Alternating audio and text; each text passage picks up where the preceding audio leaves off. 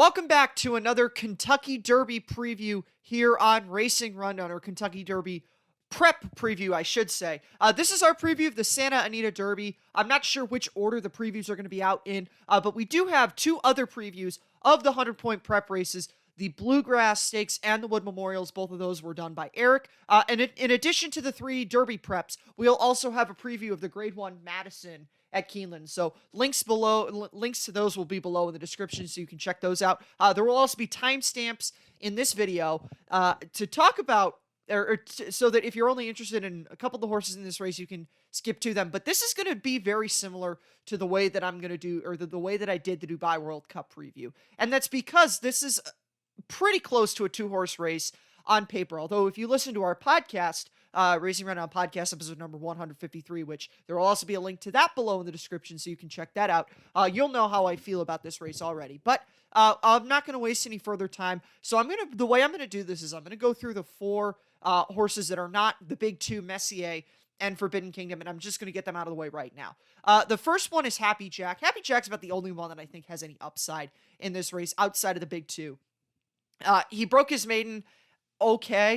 It wasn't a great effort, but it wasn't a terrible effort. He beat a horse formerly trained by Bob Baffert. I'm not sure where that horse is currently. Bletchley Park, who was a multi-million-dollar 2-year-old in training, who absolutely disappointed there. And then in his last couple of starts has gotten absolutely floored by Messier in the Bob Lewis and Forbidden Kingdom in the San Felipe. So obviously no real upside with him in terms of winning this race. However, there is the potential that there could be some kind of massive radioactive meltdown in this race. And if that's the case, then I could see Happy Jack hitting the board running second. But that's about all that you're going to get from this guy. The number 2 horse in this race is Armagnac, the first of the 3 former Bob Baffert horses in this race, now trained by former Bob Baffert assistant Tim Yakteen. Once again, no upside for this guy. He got absolutely crushed in the San Felipe. And we're going to move on to the final horse, a horse for Doug O'Neill named Win the Day. Kind of the same idea of his stablemate, Happy Jack. I think that Happy Jack's I have a little bit more confidence in Happy Jack running decently in this race than I do Win the Day, because there is some stakes experience for Happy Jack. But really, there is no you're not going to make a whole ton of money in this race outside of, picking which one of the big two you like in here. As I mentioned, if you're going somewhere else underneath, Happy Jack's the horse I'd go with. I'd fade Win the Day, even though that's not really technically a fade. However, I do want to talk about Taba, the very interesting Amr Zidane-owned colt, who's once again also trained by Tim Yakteen, given the suspension that Bob Baffert is currently serving. And this guy is extremely intriguing for what he brings to the race. This is very, very unprecedented, though. A 3-year-old coming around to a race like the Santa Anita Derby as quickly as this guy has come around. You see the date that he broke his maiden. That was on the same card as the San Felipe. We weren't even thinking about this horse back even in February. And a lot of people get stuck in the trap of thinking that because Justify was able to do it back in 2018, that this is something that just any 3-year-old can do. And I don't think that that's the case. You saw it last weekend with Charge It in the Florida Derby. Charge It's a fine racehorse. He's going to be even better the further they get into the year. But the Florida Derby was a little bit too soon for him. And that's the fear that I have for Taba in this race. So he has one of the highest buyers in the crop. I think it's actually second only to Messier, Messier's Bob Lewis victory. But I think that this is a little bit too fast. He's jumping up from 6 furlongs to 9 furlongs. He's running up against Messier. He's running up against Forbidden Kingdom. And he's a horse that needs to be relatively forwardly placed in here. And if you want to be relatively forwardly placed, that means you're going to have to chase sprinter speed at Forbidden Kingdom. So I don't think he's going to win the Santa Anita Derby. That being said, if he does win the Santa Anita Derby, very, very close to, if not my pick to win the Kentucky Derby. But I'm laying it out there. I don't think he's going to win the Santa Anita Derby, but I will be mighty impressed with this colt if he's able to. So now with all those 4 out of the way, we're going to get to the big 2 in this race, and I'm going to focus on Forbidden Kingdom first. This is the horse that I think is going to go off favored in here. He's the morning line second choice.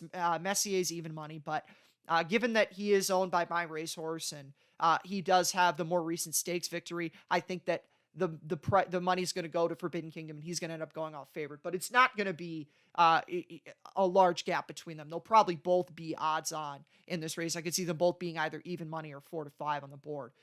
Forbidden Kingdom, his last 2 starts have been good. You can't knock him for his last two victories. I want to also get this out of the way. I'm not going to be factoring in the he hasn't beaten anybody argument here because none of these California horses have beaten any good horses. The only halfway decent horse from any of Forbidden Kingdom's races is Pinehurst, and Pinehurst had to go over to the Middle East to get his big wins. Messier hasn't beaten anybody, and Forbidden Kingdom didn't beat a single horse of talent in the San Felipe. But none of them have beaten, and in terms of Taba also hasn't beaten anybody either. So I'm not even going to entertain that discussion. But looking at the last two victories of Forbidden Kingdom, the San Felipe was a very good race. He went out there, showed his sprinter speed, and was able to hold on late. And then more of the same in the San Felipe. Sprinter speed that carries. And that's why a lot of people like him going into the Santa Anita Derby, because they think that he's going to go out there, set that pace, and they won't be able to come back to him. Now, how do I think of Forbidden Kingdom? I'm going to be very blunt here, and a lot of people are going to disagree with me. Forbidden Kingdom does not have a chance in the world to win the Santa Anita Derby. And there's a couple reasons for that. Number one, Taba's in this race. Number two, Armagnac's in this race. At least one of them, if not both of them, are going to send. And if you watch the San Felipe, he came into the stretch in front by 7 lengths. But I didn't watch the San Felipe and say, oh, this is a horse that's going to win the Santa Anita Derby. And you can go back to the recap episode of Racing Rundown. Both myself and Eric were saying, Forbidden Kingdom's a really good horse, but Messier is going to be running in the Santa Anita Derby. And there's no way that the San Felipe beats Messier. A lot of people really like Messier.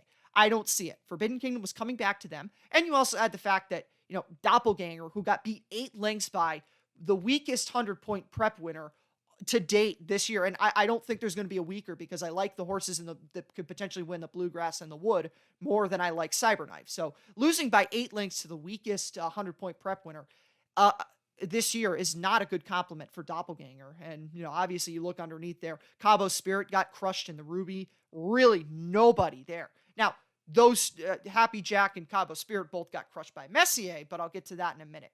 The other big thing is the Bob Hope at Del Mar. This is the reason why I'm so confident that Messier is going to win this race. And yes, Messier is going to be my pick in the Santa Anita Derby.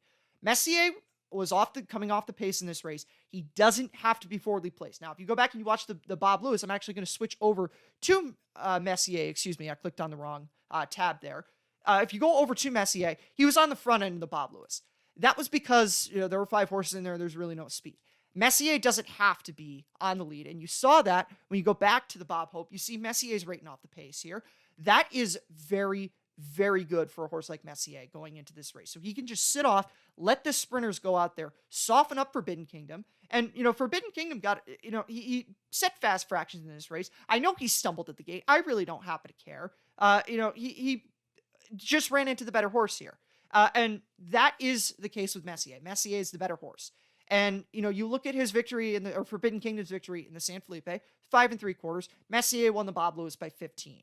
And even if there's a regression from Baffert to Yachtine, which I don't really believe that that's going to be as drastic as some people might fear it would be.